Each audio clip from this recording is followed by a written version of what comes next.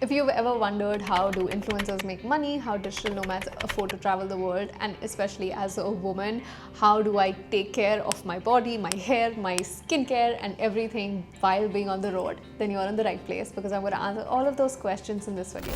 Hey guys, it's Prachi, one half of Prachi and Harsh. Today I thought I'll sit down and answer some questions I've been getting repeatedly on Instagram. So I put up a poll asking you guys to ask me any question and I received a ton of replies. So I'm going to sift through some of them and answer my favorite questions. Let's get right to it. Okay, let's start with the first question. How did your parents let you travel when you were younger?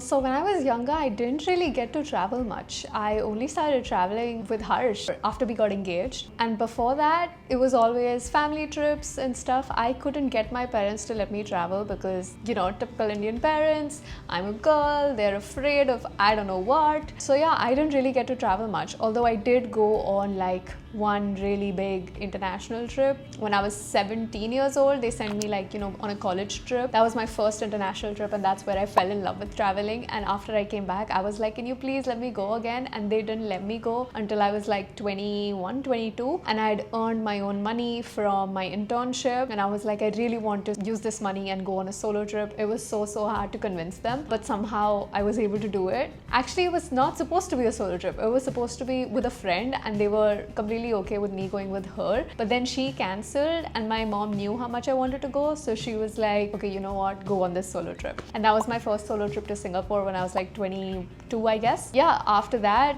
I got engaged with Harsh and we started traveling. So yeah, I didn't get to travel much when I was younger, but would I recommend it? Of course. It's such a cool experience to get out of your hometown, to get out of where you grew up and to go see the world and to meet new people. It's literally what's made me who I am today. Okay, next question is, do you plan on having kids at any point? If I'm being honest, we have started talking about it. I've always wanted to have kids. I've known that since I was a kid myself. But when are we going to have kids? How are we going to raise them? What's going to happen? Are we going to stop traveling? All those questions I still don't have answers to. But yeah, we have considered this question and we're in the middle of trying to figure all of that out.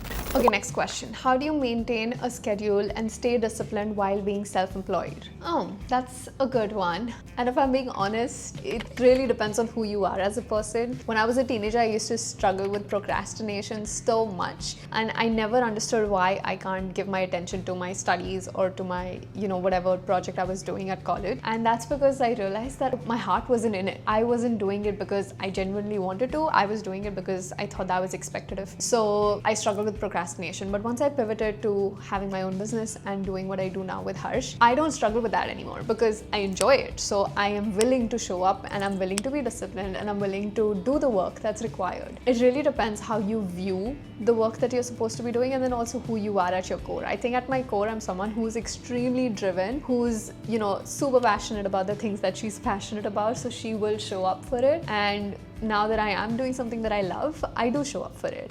Of course, I do struggle with procrastination here and there still, especially around my cycle and when I'm in my menstrual phase or when I'm in my late luteal phase. That's also when I struggle with, you know, just showing up to work. But I've realized to just embrace these different seasons that I go through. And instead of like punishing myself or like, you know, shaming myself for not working hard enough on days where my body just is physically incapable of doing it, now I've just learned to embrace these seasons and see them for what it is, which is, I think my superpower is I can work, like I can give 10x the output on certain days of my cycle and I can do all my tasks in that part of my cycle, so I don't feel, you know, hard on myself when I don't want to show up. So yeah, that's how I do maintain discipline, is first I enjoy what I do and then also I embrace the cycle that I'm on as a woman, my menstrual cycle, which has hormonal changes that go up and down, and there's so much that goes on. If you don't know what I'm talking about, you should watch this video of ours, which has some books that can help you embrace your body as a woman and the different seasons that you go through, so that you're not trying to keep up with the men in your life. You're actually honoring yourself and you're honoring your body, and I think that's beautiful. So yeah, that's what I do.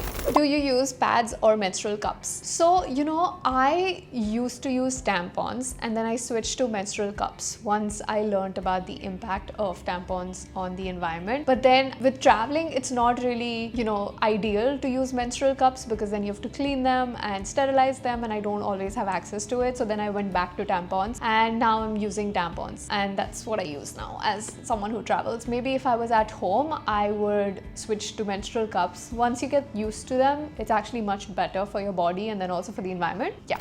What do you do for your acne and scars and redness on your face? So let me talk about my acne. My acne was a side effect of the bad diet, the stress, all the things that I was going through as a teenager and a young adult. Once I changed my diet, once I started therapy, once I started journaling and like taking care of my stress with meditation and other modes of stress relief, I'm happy to report that my acne is now officially gone. I used to suffer from really bad cystic acne with really, really painful pimples that would happen like clockwork around my cycles. So my hormones were also out of whack. It was just the worst storm of a bad diet, imbalanced hormones, and like a lot of stress. All of that led to me having terrible acne for a few years. And then about a year or two ago, I was on this path to like trying to figure out my body and trying to like change my health, my mental health, my physical health, because I was just not happy. And a side effect of doing all the good habits that I've done now is that my acne is also gone. As for scarring, I still have scarring. It's just a representation of everything that I've had to go through. Maybe one day in the future I can think about all of those anti-scarring methods. But right now I'm okay with it. I accept my acne and I accept my scars. How do you deal with the question, what's my purpose in life? I'm going through the same phase and it's difficult. I get it. I've been through that phase so many times. I feel like I'm perpetually suspended in that phase because if I'm not working on a project, then my mind is occupied with like thinking these existential questions and like figuring out why are humans on earth and what is the purpose of our life and why is no one else talking about how weird it is that we're all on a fucking floating rock in space and like my mind goes to some crazy places. I feel like what I've understood is not to put so much pressure, especially when you're young, because you can't see things clearly. Your brain isn't developed enough for you to figure out your purpose, especially your prefrontal cortex doesn't even develop completely until you're 25 years old. So if you're trying to figure out these big questions before you're 25, know that you don't have the capacity in your brain to physically understand these concepts. So don't put so much pressure on yourself. And then once you do cross that threshold of 25 like I did, you start realizing that it's futile. It's pointless to try to understand a purpose because more often than not your purpose will change, your purpose will ebb and flow through life, and what you think is your purpose at 25 might be completely different from what you think is your purpose at 35 or what it is at 45. And I think that's how it's supposed to be. Humans are multifaceted. Most of us have a lot of passions, but we're forced to just think of one thing and forced to spend our careers in the same industry without like giving ourselves the space to explore different things. I personally don't think that's how it should be for everyone. For those of who do like being invested in one topic for 40 years, go for it, do you. But like I feel like so many of us are forced into that path where we don't even want to go, but we feel like we have to go because everyone tells us that's how you're supposed to do. So yeah, I'm sorry, I don't know if I answered your question. But I think that's just how I am trying to figure this out, is I'm just not being too hard on myself. I'm trying not to be too hard on myself. Sometimes I still can be hard on myself. But yeah, I think your purpose is supposed to change and you're allowed to change, and it's not a bad thing that you like different things. I don't know if that makes sense. Does it make sense? I don't know if that makes sense. If it makes sense, drop a heart emoji so I know that I'm not alone. How's your IBS with so much traveling? So I had terrible IBS for a really long time. I didn't know that it was IBS. I just thought that that's how people's stomachs behave and that's how everyone's digestive tracts are. Spoiler alert, no. I had problems that I didn't recognize were problems. But then once I did start tuning into my body and once I did start recognizing that, okay, this is abnormal, this is not how it should feel, I went to the doctor. I went to so many physicians, to allergy specialists, to gastroenterologists, to so many, specialists to try to find the root cause of this. But everyone would just give me, some drugs and they would be like, take this for like these many days and your symptoms should subside. But then I was like, but I don't just want to kill my symptoms. I want to kill the issue at its core. But nobody was able to help me. I went to Ayurveda doctors, I went to naturopaths, and they gave me supplements and so many things and practices to do. But it all felt very foreign to me. So I was like, I need to take control of my health in my own hands. So I started educating myself, I started reading books, I started reading up on why IBS occurs and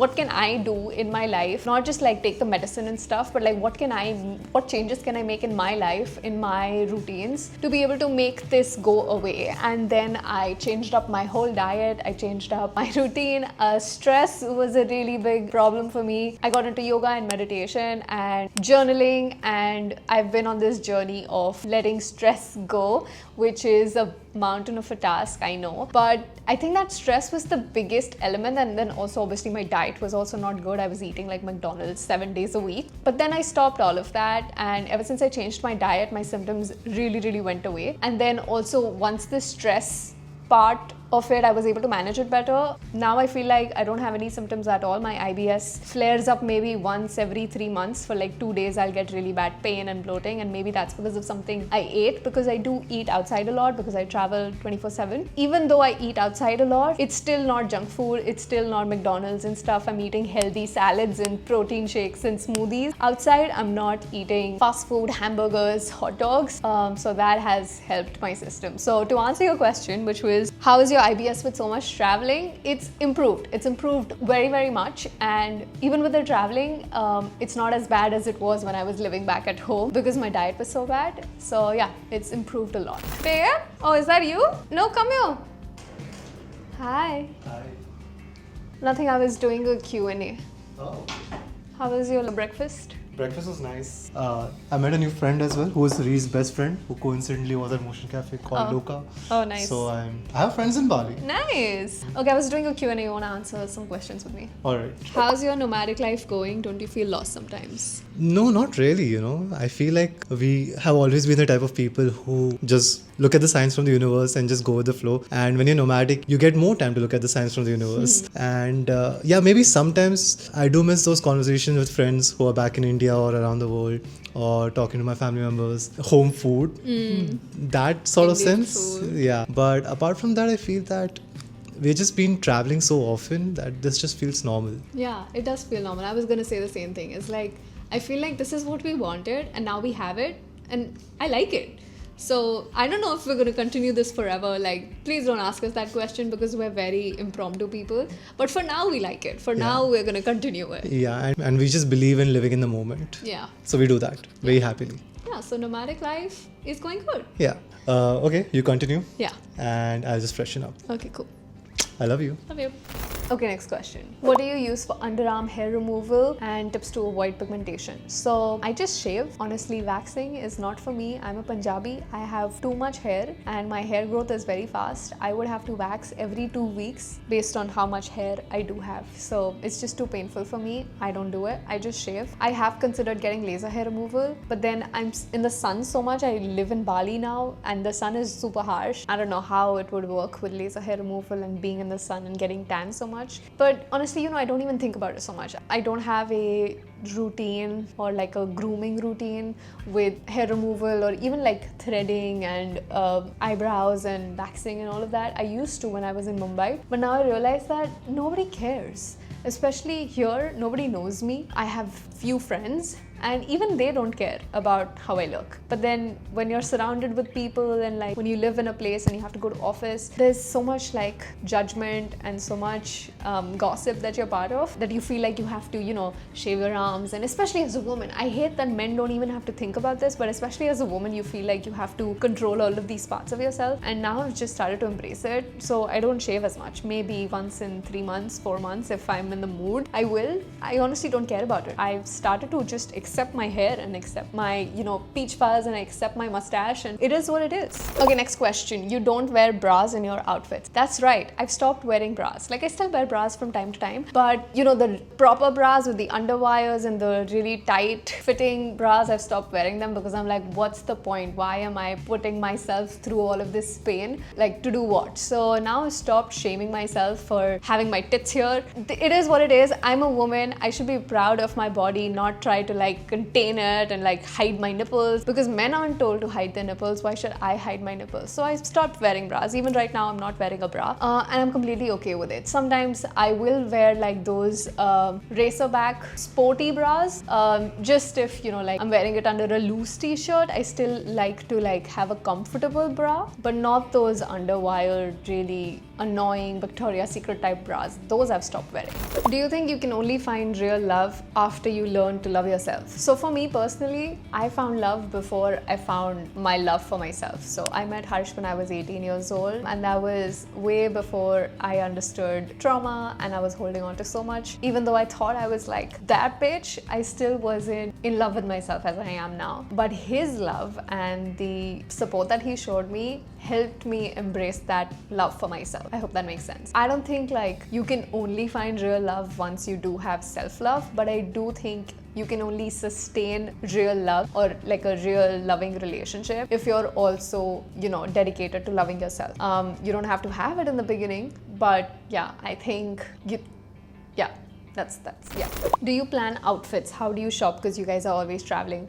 I have a capsule wardrobe, which means all of my tops go with all of my bottoms and all of my bottoms go with all of my tops. There isn't like outfits that can only go with, you know, one piece of outfit. Everything goes together. This top, black top that I'm wearing, can be worn with jeans, can be worn with shorts, can be worn with linen pants. It can be worn with everything. So I have a capsule wardrobe and it's very minimal. So I have just like black, white, maybe blue, like jeans I'm wearing now. So everything goes together, and I don't shop as much as I used to. I used to have a really bad shopping problem, but then once I had to downsize and shift all of my clothes into one suitcase, I practically cannot shop because it's impossible. So I only shop now if like something is torn or something needs replacing or something is finished. Only then will I go to the shop to shop. But yeah, online shopping was a really big problem that I had, and that was because I had the ability. First, I had the money to spend on online shopping, and then I also had the ability to store all of these clothes in my big wardrobe at home. But now I don't have the wardrobe, I only have a suitcase, so it's physically stopped me from shopping, and I think that's a good thing. If anyone's having trouble with like shopping and being an overspender, become a digital nomad. You practically can't shop anymore.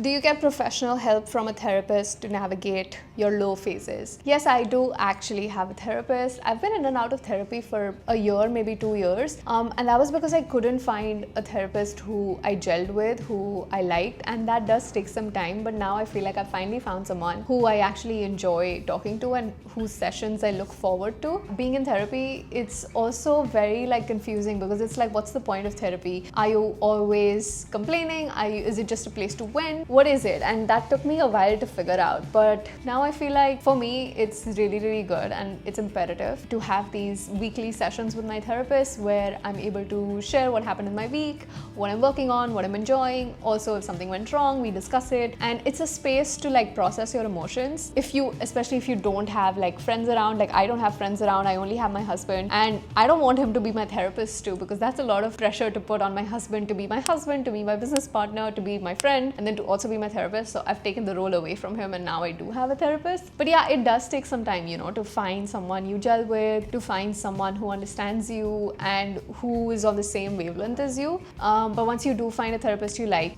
it's game changing. How did you create this life in terms of financial stability? Ooh, this is a good one. So financial stability, we're just figuring this out as we go, if I'm being honest. For us, the goal was always to travel the world and to see as much of it as we could. And we did that with everything that we were doing. So as soon as we started making our own money after college, the goal was always to have enough to travel the world. And we knew that we wouldn't be able to travel the world by having a regular job. So not just because the pay wouldn't be high enough for us to afford to travel as much as we want to, but then also we'd have to take permission from our bosses every time we want a holiday, every time we want a break. And there wouldn't be even enough in a year for us to feel fulfilled. So for us, it was always like, okay, even if we do have a job now, it's only a stepping stone to one day having our own business, because that is what gives you the freedom to be able to travel the world. So we did a few jobs here and there. I mean, I didn't do as much. I just had a couple internships, and then I started working with Harsh, but he worked in a few different jobs, and then he pivoted pivoted into digital marketing, which he did for clients, and then I started working with him, and then we pivoted again into influencing and content creation, and that is what has been sustaining us for the last 4.5 years, 5 years now, ever since 2021. That's what we've been doing full time. That's what sustains us. That is what gives us the financial stability. And you may be wondering, how do influencers even earn? Do you earn enough to be able to travel? The answer is, it depends. If you know what you're doing, you do earn a good amount of money to be able to travel, and there's so much that goes on in trying to figure this out. So if I can plug in my own course, I want to let you guys know that we do have an online course and community called the Instagram Lab, where we teach you how we did this and how you can do it, how you start from zero on Instagram to earning enough money to be able to do whatever you want. You don't have to be travel creators. It's for everyone. We have students from various niches, and some are even freelancers.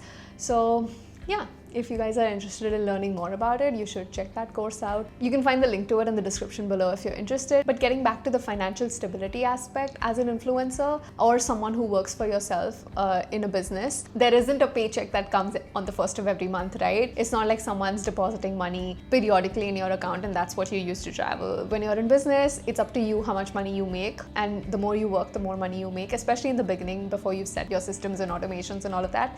So for us, it's like the last 4 years we've been making a good amount of money, and then we've been saving that and investing it to, you know, have for our future and for a rainy day, but we haven't had to use it. But we know we have that, you know, like that little pot of money sitting in case something goes wrong. Touch wood, we haven't had to use it yet. That's how we are able to build this life, and then also be able to afford to travel now in our 20s and 30s instead of pushing it after retirement. So yeah, that's sort of like, it was always our goal to be able to travel the world, and now that we have traveled a lot, we're very happy just slowing down and going to places that we enjoy again and again. So this is like our 8th time in Bali, and I'm sure we'll be back here very soon. And my advice for anyone who's also wanting to pursue a life like the one we live is to believe in yourself more, is to not judge yourself or, you know, doubt your abilities, because that's not going to help you in any way. Start believing in yourself more, and the universe will show you evidence on making your dream life a reality.